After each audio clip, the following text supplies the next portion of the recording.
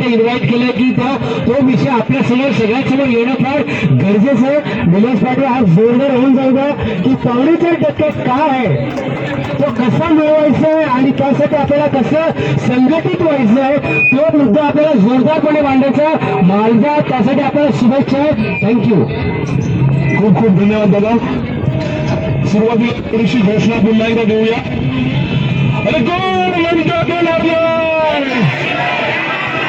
अरे गोल म्हणता देणार नाही, अशा राजमाता जिजाऊ यांना वंदन करून ज्यांनी ते स्वप्न प्रत्यक्षात अवतरवलं असे आपल्या सर्वांचे आराध्य छत्रपती शिवाजी महाराज यांना वंदन करून ज्यांनी ते राखलं ते छत्रपती संभाजी महाराज तुम्हा आम्हाला दारिद्र्यातून बाहेर काढण्यासाठी शिक्षणाची गंगा ज्यांनी आपल्यापर्यंत पोहोचवली असे महात्मा ज्योतिबा फुले सावित्रीबाई फुले यांना वंदन करून आणि आपल्याला जमिनीचा अधिकार जो पूर्वी नव्हता तो कुळ कायद्याच्या माध्यमातून आपल्याला मिळवून देणारे आपल्याच रायगड मातीतले सुपुत्र आगरी कोळी करारी सुपुत्र अप्पासाहेब नारायण नागू पाटील यांना वंदन करून त्याचबरोबर ज्यांनी अप्पासाहेब नारायण नागू पाटलांना या कुळ कायद्याच्या आंदोलनात मोलाचं सहकार्य केलं म्हणून कुळ कायदा येऊ शकला असं भारतीय राज्यघटनेचे शिल्पकार नारायण नागूंचे सहकारी डॉक्टर बाबासाहेब आंबेडकर यांना वंदन करून आणि त्याचबरोबर जमिनीतल्या बदल्या जमीन देण्याचं तत्व ज्यांनी प्रस्थापित केलं असे 12.5% जनक लोकनेते प्रकल्पग्रस्तांचे आधारस्तंभ आणि कैवारी दिवा पाटील साहेब यांना वंदन करून आज आपण ज्या गोष्टीसाठी ज्या मागणीसाठी इथं आलेलो आहोत आपल्या गरजेपोटी घरांची जमीन आपल्याला नियमित करायची आहे ही आपली एक प्रमुख मागणीच आहे. पण त्याच जोडीला एक विषय जो सुटत होता आणि त्याच्यासाठी मी आपल्या महासंघाचं नवी मुंबई प्रकल्पग्रस्त सिडको महासंघाचं अभिनंदन करीन की त्यांनी त्या सुटणाऱ्या विषयाला हात घातला आणि आपल्या हक्काचे असलेले 4.5% जे आपल्या 12.5% पैकीचे 30% आहेत त्याचं ते मिळवण्यासाठी त्या मागणीसाठी आज आपण इथे जमलेलो आहोत. तर त्यासाठी मित्रांनो आपल्याला समजून घ्यायला लागेल की या 4.5% किंमत काय आहे, त्या एक इंचाची किंमत काय आहे आणि त्या गोष्टीसाठी आपल्या पूर्वजांनी काय कष्ट केलेत, काय संघर्ष केलाय हे जाणून घेणं सुद्धा आपल्याला तितकंच महत्वाचं आहे. मागे मी म्हटलं होतं की आपण इथल्या जमिनींचे मालक नव्हतो, आपण जमीनदार नव्हतो, आपण सावकार नव्हतो. आपण कोण होतो? आजपासून 100 वर्षापूर्वी आपण फक्त कसणारे शेतकरी होतो. थोडक्यात म्हणायचं झालं तर शेतमजूर. आपल्याकडे जमिनीची मालकी नव्हती. जमीनदार वतनदार सावकार जो तुकडा देतील त्या तुकड्यावर जगण्याची वेळ आपल्याकडे आलेली होती. आणि अशा वेळी 1930च्या काळात एक तरुण आपल्याच मातीतला आपल्याच समाजातला उभा राहतो आणि तो एक आंदोलन उभं करतो. त्या आंदोलनाचं नाव आहे कुळ कायद्याचं आंदोलन. आपल्याला जमिनी कशाच्या मिळाल्या? कुळाच्या मिळाल्या ना. आपल्या सगळ्या मिळाल्या जमिनी या कुळाच्या आहेत आणि हा कुळ कायदा आणण्याचं काम ज्यांनी केलं ते अप्पासाहेब नारायण नागू पाटील आपल्याच आगरी कोळी करारी समाजाचे होते. आणि त्यांनी काय केलं?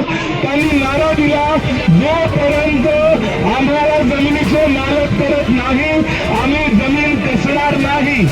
जी जमीन कसल्यावरती आपल्याला थोडंफार का होईना पोटापुरतं अन्न मिळत होतं ती जमीन कसणार नाही असं त्यांनी हाक दिली. आणि अख्खा रायगड नव्हे तर संपूर्ण महाराष्ट्र त्यांच्या सोबत उभा राहिला. मला सांगायला आनंद होतोय चढीमधनं सुरू झालेलं आंदोलन पनवेल उरण घणसोली ठाणे करत अख्ख्या महाराष्ट्रात पसरलं. 7 वर्ष शेतकऱ्यांनी जमीन कसली नाही. प्रसंगी पाला पाचोळा जंगलातल्या खाल्ला, जमीन कसली नाही. आणि त्यावेळेच्या इंग्रज सरकारला माघार घ्यावी लागली आणि डॉक्टर बाबासाहेब आंबेडकरांच्या मदतीनं त्यावेळी त्यांनी सरकारकडे आपली बाजू चांगली मांडली.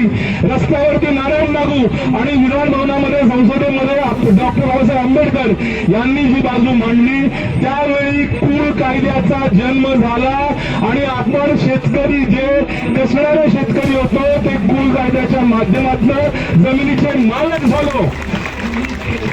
हे सांगायचं कारण काय, त्या आंदोलनामध्ये अनेक जणांनी आपल्या जीवाचं बलिदान केलं, अनेक जण उपाशी तापाशी राहिले, तेव्हा जाऊन आपल्याला आपल्या जमिनीचा अधिकार मिळाला, तो सहजासहजी मिळाला नाही हे सांगण्यासाठी हा सगळा प्रयास आहे. आणि हे जमीन आपल्याला कधी मिळाली, 50-60च्या काळात ही जमीन मिळाली आणि ही जमीन परत एकदा MIDC आणि सिडकोच्या नावाखाली 10च वर्षात आपल्याकडनं हिरावून घेतली गेली. आमच्याकडच्या पट्ट्यात 1960च्या काळामध्ये MIDC साठी आणि आपल्या उरण पनवेल आणि या 95 गावांची जमीन 1970 साली सिडकोने पुन्हा घेतली. पुन्हा 12-15 वर्ष आंदोलन चाललं लोकनेते जीवा पाटील साहेबांच्या नेतृत्वाखाली आणि 5 जणांनी आपला जीव गमावला. गमावला नाही, 5 जणांना हुतात्मा प्राप्त झाले, अनेकांनी लाटाघाट्या खाल्ल्या, गोळ्या लागल्या, जखमी झाले आणि तेव्हा जाऊन काय मिळाले आपल्याला, 12.5% आपल्याला मिळाले. हे 12.5% विकसित भूखंड देण्याचं नियम GR 1990 साली आला आणि त्याच नियमामध्ये एक गोष्ट लिहिली होती की 12.5% विकसित भूखंड देण्यात येतील आपल्या संपादित जमिनीपैकी आणि त्यातलं 30% जमीन ही राखून ठेवण्यात आलेली होती. कशासाठी राखून ठेवण्यात आली होती, आपल्या समाजाच्या शाळांसाठी, आपल्या समाजाच्या कॉलेजेससाठी, आपल्या समाजाच्या समाज मंदिरासाठी, आपल्या समाजाच्या वसतिगृहांसाठी, आपल्या समाजाच्या इंडोर क्रेडिट जे क्रीडांगण असतं त्या क्रीडांगणासाठी. मला तुम्हाला प्रश्न विचारायचा आहे, तुम्हाला तुमच्या समाजाची शाळा मिळाली का, समाज मंदिर मिळालं का, कॉलेज मिळालं का, नाही मिळालं. थोडंफार मिळालं तर नेत्या लोकांना मिळालं. आपल्याला फी भरून आणि डोनेशन भरूनच ऍडमिशन मिळतात का नाही, तर त्यासाठी आणि अजून सांगायचं झालं, ही जी 30% जमीन आहे 95 गावांची, ही किती जमीन आहे माहिती आहे का, ही जमीन आहे दादा 2038 एकर. 95 गावांची ही एकूण जमीन जी 30% राखली आहे, 4.5%चा जो हिशोब आहे तो आहे 2038 एकर आणि त्याच्यापैकी जे वाटले प्रकल्पग्रस्तांच्या संस्थांच्या नावाखाली जे फक्त उरण पनवेल असो नाही तर नवी मुंबई असो फक्त नेत्यांच्या शाळांना मिळाले आणि ती जमीन आहे 37 एकर फक्त, म्हणजे 2000 एकरचा हिशोब आपल्याला दिला गेलेला नाही.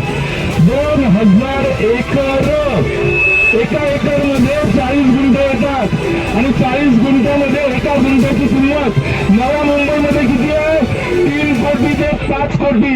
मग विचार करा, लाखो कोटींची जमीन ही सिडकोने आपल्याकडनं चोरून घेतलेली आहे आणि वापरलेली आहे. ती आपण मिळवायची का नाही मिळवायची. आणि अजून एक गोष्ट तुम्हाला सांगायची आहे, ती गोष्ट म्हणजे आजच्या घडीला हे जे 4.5% आहेत, आपण काही गोष्टी केलेल्या आहेत, काही चुका केलेल्या आहेत, या चुका सुद्धा या निमित्ताने सांगणं गरजेचं आहे. त्या 12.5% जेव्हा 9.5% आपल्याला मिळाले ते आपण राखले का. आपल्या पूर्वजांनी, आज्यांनी, पंजांनी संघर्ष केला, जीव केला, रक्त सांडवलं, उपाशी तापाशी राहिलोय, तेव्हा जमून आपल्याला जमिनी भेटल्या होत्या ना नाही. त्या जमिनी जेव्हा 12.5पैकी 9.5 आपल्याला मिळाले ते आपण राखले नाही. आपण त्याच्यासाठी भावा बहिणींमध्ये भांडणं झाली का नाही, आत्यासांमध्ये भांडणं झाली का नाही, भावा भावांमध्ये भांडणं झाली का नाही. मग आपल्या याचा गैरफायदा सिडकोने घेतला, दलालांनी घेतला आणि काही नेत्यांनी सुद्धा घेतला. हे विसरून चालेल का. मग आता मला सांगा की तुम्हाला जो 9.5% जे मिळाले होते त्याच्या तुलनेत आज जर का 4.5% मिळत आहेत ते पूर्वी जितके मिळाले होते त्याच्यापेक्षा दुप्पट असतील. हे लक्षात ठेवा. त्या टायमाला 2 कोटी 3 कोटीचा भाव होता ना, त्यावेळेला 2 कोटी 3 कोटीचा भाव नव्हता. आमच्याकडे लोकांनी लाख रुपये गुंठ्याला जमिनी विकल्यात का नाही.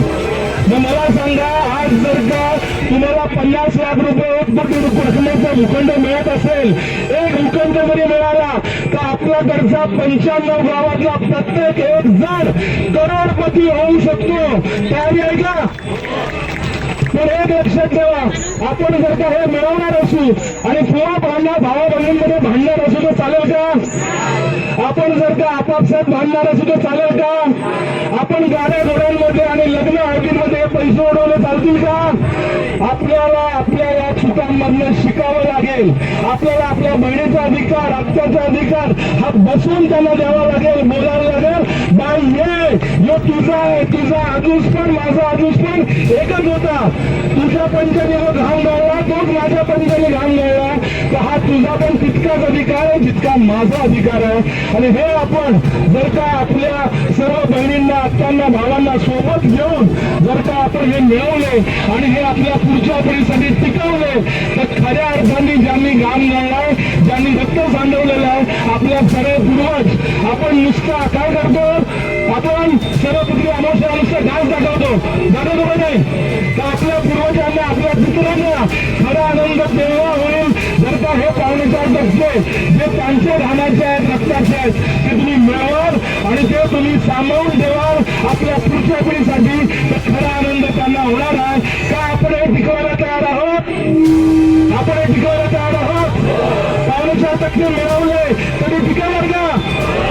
तर मित्रांनो, हे 4.5% आपल्या हक्काचे आहे. काही तांत्रिक गोष्टी इथे बसलेल्या काही लोकांना मला सांगायचं आहे. जर का आपल्याला 12.5% जो भूखंड आहे तो विकसित भूखंड पूर्ण देण्याची योजना आहे. कोणी मला सांगेल कागदावरती 9.5% योजना आहे का? कागदावरती 9.5% योजना नाही, ही 12.5%चीच योजना आहे. मग तुम्हाला 12.5% पूर्ण मिळालं पाहिजे. आणि जर का आमच्या सार्वजनिक गोष्टीसाठी, सामाजिक गोष्टीसाठी तुम्ही जर का भूखंड बाजूला ठेवता, तर पहिली गोष्ट ठेवलेले भूखंड आम्हाला परत मिळाले पाहिजे. मिळालं पाहिजे नाही? मग ते आमच्या संस्थांना असो ते मिळालं पाहिजे.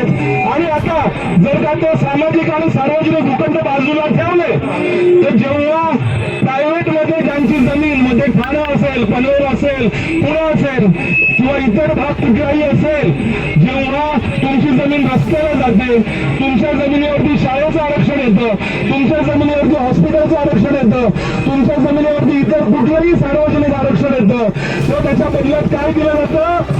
जमिनीच्या बदल्यात जमीन दिली जाते. जर का आपले 4.5% यांनी सार्वजनिक गोष्टींसाठी वापरले असतील, तर आपल्याला त्या जमिनीच्या बदल्यात जमीन देणं कायद्याने यांना बंधनकारक आहे. एक दुसरी गोष्ट, जर का यांच्याकडे जमीन नसेल तर आत्ताचा आलेला UDCPR, जर का इथले काही कन्स्ट्रक्शन वाली लोक असतील त्यांना लक्षात येईल, MRTP मध्ये एक नियम दिला गेलेला आहे ज्याच्यानुसार PDR दिला जातो. PDR म्हणजे हवेतली जमीन.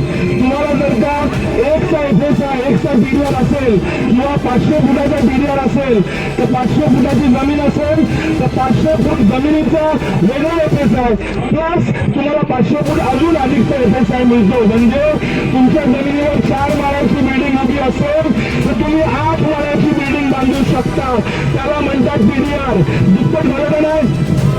आता साहेब, हा PDR नियमाप्रमाणे जर का कंजेस्टेड एरिया म्हणजे गर्दीचं ठिकाण असेल तर क्षेत्र जितकं आहे त्या क्षेत्राच्या तिप्पट, आणि जर का गर्दीचं ठिकाण नसेल तर किमान दुप्पट हा PDR द्यावा लागतो. म्हणजे जर का 4.5% तुमची जमीन 1 गुंठ टाकली असं आपण म्हणूया, तर तुम्हाला 1 गुंठ जमिनीच्या बदल्यात 2 गुंठ जमिनीचा PDR द्यावा लागेल किंवा 3 गुंठ जमिनीचा PDR द्यावा लागेल. लक्षात येते?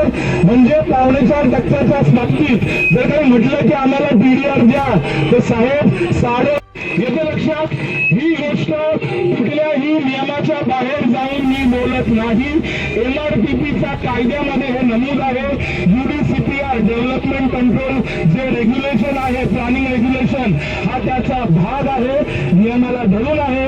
त्यामुळे तुमची आमची 4.5% जी मागणी आहे ती रास्त आहे, लिगल आहे, लॉजिकल आहे आणि पॉसिबल आहे. फक्त गोष्ट अशी आहे की आपला महासंघ 2 महिन्यापूर्वी स्थापन झालेला आहे.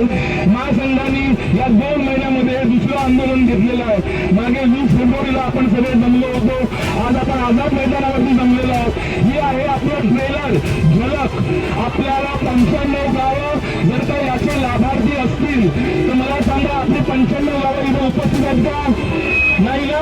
आपल्याला टप्प्यामध्ये 95च्या 95 गावं रस्त्यावरती आणावी लागतील. तुम्हाला फक्त तुमचं घर नाही, तुमचा घर, तुमचा शेजार, माजार, नेते, तुमचे सासरकडचे, तुमचे माहेरकडचे, तुमची सगळी मंडळी, सगळे नातेवाईक यांना आपल्याला रस्त्यावर घेऊन यायला लागेल. प्रश्न सोपा नाही. तुमची जमीन शासनाला द्यायची नाही, ती आपल्याला मिळवायची आहे. नारायण राऊंना पण ती द्यायची नव्हती शासनाला, पण 7 वर्ष ती लोक लढली, उपाशी तापाशी राहिली, तेव्हा भेटलं. 12.5% पण आपल्याला द्यायचे नव्हते. आपल्या लोकांनी 15 वर्ष संघर्ष केला, जीव गमावला, रक्त सांडवलं, तेव्हा मिळाले. म्हणजे 4.5% सहजासाठी भेटतील का? नाही भेटणार. त्याच्यासाठी आपल्याला मेहनत करावी लागेल, संघर्ष करावा लागेल. आणि आजची आपली उपस्थिती चांगली आहे. कमी वेळेमध्ये इतकी उपस्थिती छान, जोरदार गाड्या तुमच्या स्वतःसाठी झालं पाहिजे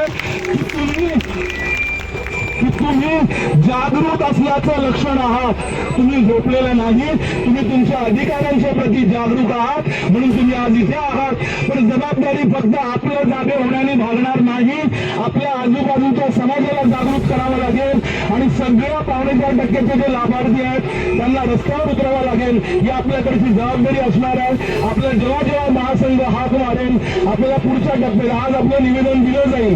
आज आपला प्रश्न सुटेलच असं नाही, पण आपली ही लढाई मोठी आहे. टप्प्याटप्प्यात ही अजून आपल्याला मोठी करायची आहे. आणि मला खात्री आहे की आपण जर का सगळ्यांनी आपले 100% प्रयत्न दिले तर आपला हा 4.5% जो तुमचा आणि माझा नाही, तो आपल्या पुढच्या पिढीचा आहे, आपल्या लेकरांचा आहे, आपल्या पोराबाळांचा आहे. आपल्या पोराबाळांसाठी, आपल्या लेकरांसाठी आपल्याला आपले 4.5% मला विनंती असेल महासंघाच्या माध्यमातून आपली ही जी लढाई आहे ती येणाऱ्या काळात अधिक तीव्र आपण करूया. आणि आपल्या सगळ्यांच्या हक्काचे 1 इंच जमीन पण आपल्याला सिडकोला फुकट द्यायची नाही. जो आपला हक्क आहे, अधिकार आहे, तो आपल्याला 100% मिळवायचा आहे, असा विश्वास व्यक्त करतो. आणि इथं मला आयोजकांनी बोलण्याची संधी दिली त्याबद्दल मी सगळ्यांचे आभार व्यक्त करतो. आणि पुन्हा एकदा जय हिंद, जय महाराष्ट्र, जय भूमिपुत्र. धन्यवाद निलेशजी.